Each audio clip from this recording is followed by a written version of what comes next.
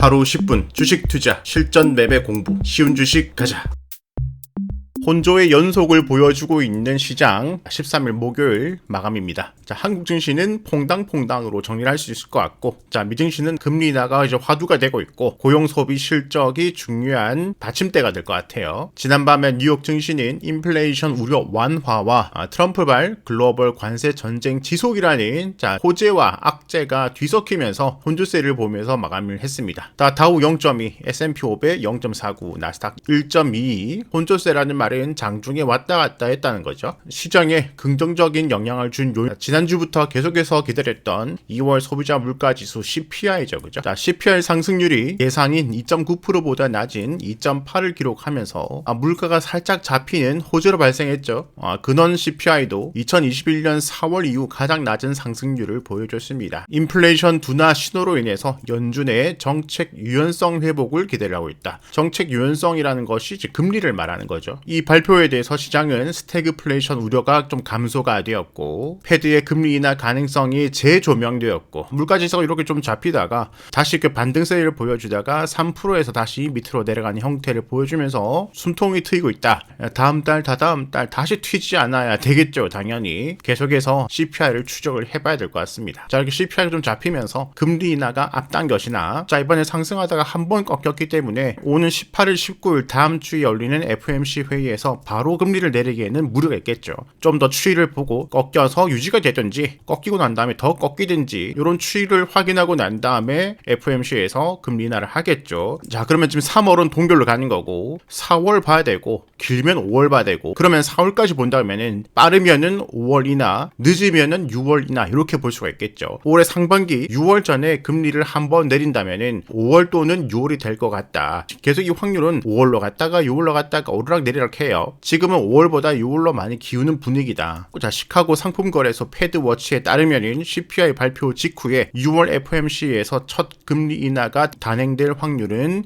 68.5%에서 74.2%로 상승했다. 6월 금리 인하가 유력해지고 있다는 소리예요. 근데 이건 계속해서 바뀌기 때문에 계속 추적을 해야 됩니다. 자, 이렇게 잘 나왔음에도 불구하고 미증시가 한마디로 표현하면 시원찮아요. 역시 계속해서 5선 돌파를 못하고 있는 상태입니다. 나스닥 종가는 올라갔지만 음봉으로 마감을 했고요. S&P 역시 아래꼬리 달렸지만 음봉입니다. 보시면 다 5선을 돌파를 못한 상태예요. 국장 같은 경우는 계속 5선 위에서 놀고 있는데 불구하고요. 호재가 있음에도 불구하고 트럼프발 글로벌 관세 지속이라는 이 불안감이 지속되고 있습니다. 미국이 철강 알루미늄 25% 관세 부과를 시작을 했고, 그 다음에 트럼프 대통령은 우리는 이길 것이다는 강경한 발언을 계속해서 하고 있고, 이러면서 계속해서 리포트들은 6,500에서 2,000 계속해서 목표치를 하향을 시키고 있고, 경기 침체 확률이 올라가고 있고, 지금 가장 뉴스에 많이 나오는 단어가 아래 공포죠. 그죠? 조선비즈도 아래 공포, 디지털타임즈도 아래 공포, SBS도 아래 공포, 연합뉴스도 아래 공포, 헤럴드 경지도 아래 공포, 국민일보도 아래 공포. 이러다가 알날 것 같네. 이 아래 공포라는 뉴스가 거의 일주일째 계속해서 매일 몇 개씩 터지고 있어요. 그러면서 JP 모건 체이스는 경기 침체 가능성을 30%에서 40%, 골드만삭스는 15%에서 20%, 미국 경제 성장률도 하향 조정을 이렇게 들어가면서 지금 아래 공포는 유행어가 됐다. 지금 시장에서는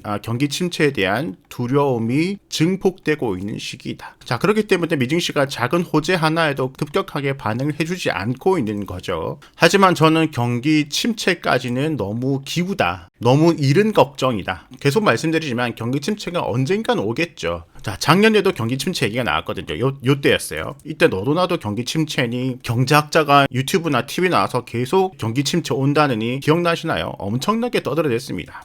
털리고 더 상승했죠. 그죠? 지금 또다시 TV만 켜면은 경기 침체 우려 리포트도 나오고 있고 뉴스도 계속해서 아래 공포고 이렇게 나오고 있는데, 물론 여기가 경기 침체 확률이 높아졌다는 것은 인지를 하고 있어요. 저도. 그런데 지금부터 경기 침체로 가냐? 자, 경기 침체가 되면은 고점 대비 50% 폭락이에요. 경기 침체가 되면은. 근데 상승 다음에 큰 조정 같은 경우는 작으면 10에서 15% 사이, 많으면은 20%에서 30% 사이 정도 폭락이 오거든요. 최대 20에서 30% 폭락은 저도 감안을 하고 있어요, 지금. 그런데 50% 폭락이 되고 장기간 기어가고 1년, 2년 죽쓴다. 여기까지는 아직 저는 동의를 하고 있지 않다. 자, 미국 경제를 판단할 때 가장 중요한 것이 고용, 소비 실적이에요. 자, 기업들이 상태가 메롱이 되면은 고용을 줄이겠죠. 당연히 고용을 줄이면은 소비도 줄어들겠죠. 소비가 줄어들면은 기업들 실적이 줄어들고요. 물론 지금 고용 지표 이번 주 월요일 나온 졸트 보고서 한번 보면은 일단 예측치보다 많게 나왔어요. 지금 당장은 이렇게 지켜주고 있지만 추세적으로는 이렇게 내려가고 있다는 것을 인지를 하고 있습니다. 지금 미국의 일부 회사들이 꽤 해고도 많이 나오고 있다. 그리고 신규 고용도 좀 줄이고 있는 상태다. 지금 요거까지 인지를 하고 있어요. 자, 그런데 지금까지 수치를 보면은 계속해서 4% 전후반대로 해가지고 여전히 지금 완전 고용에 가깝고, 그리고 지금 트럼프가 관세 등을 매기면서 리쇼어링, 모든 기업이 미국으로 다 들어와라. 앞으로 또 고용 일어나겠죠. 거기다가 지금 소비, 특히 미국은 소비로 돌아가는 나라예요. 소비가 무너지면 미국 경제가 무너진다.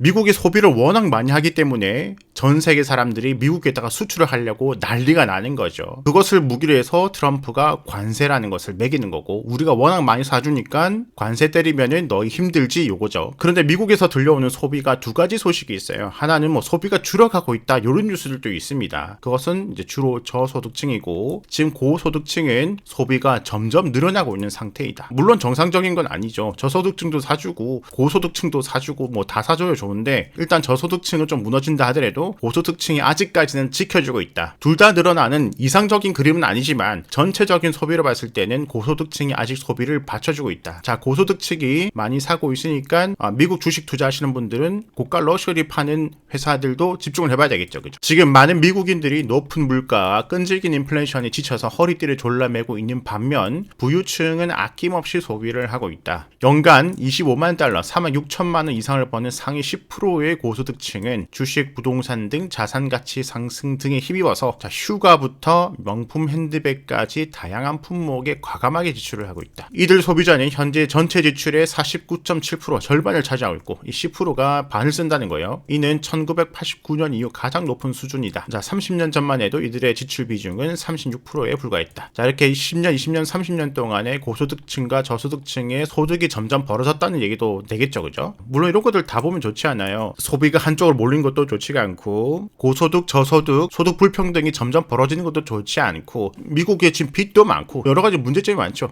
저도 알고 있는데 그것이 지금 터질 것이냐, 아직은 아닌 것 같다는 거예요. 아직은 소비가 맞춰주고 있다. 부유층의 재정 상황은 그 어느 때보다 좋고, 그들의 소비는 그 어느 때보다 강하며, 경제는 이 계층의 그 어느 때보다 많이 의존하고 있다. 그럼 결론은 앞으로 우리가 봐야 될 것은 고소득층의 소비가 꺾이는지 잘 봐야 된다는 거죠. 자, 고용도 완벽하지도 않지만 지켜주고 있고, 소비도 완벽하진 않지만 지켜주고 있고, 자, 실적은 지난해 4분기 실적이 지난달에 나왔죠. 매우 좋게 나왔고, 자, 경기 침체 우려는 있지만 지금 당장은 아니다. 그럼 이런 것들이 일단은 받침되고 난 다음에 5월이나 6월에 금리 인하가 되면은, 자, 금리 인하는 증시의 호재잖아요. 그리고 백악관에서는 관세 불확실성이 내달 해소될 것 같고 2분기에는 경기 이룩이 될 것 같다는 기대감을 주고 있고, 자, 그렇다면 금리 인하 기대감이 생기는 4월 또는 5월에 한다면은 4월, 6월에 한다면 5월 정도 기대감이 생길 수가 있겠죠. 그리고 4월 들어가지고 미국, 중국 만나고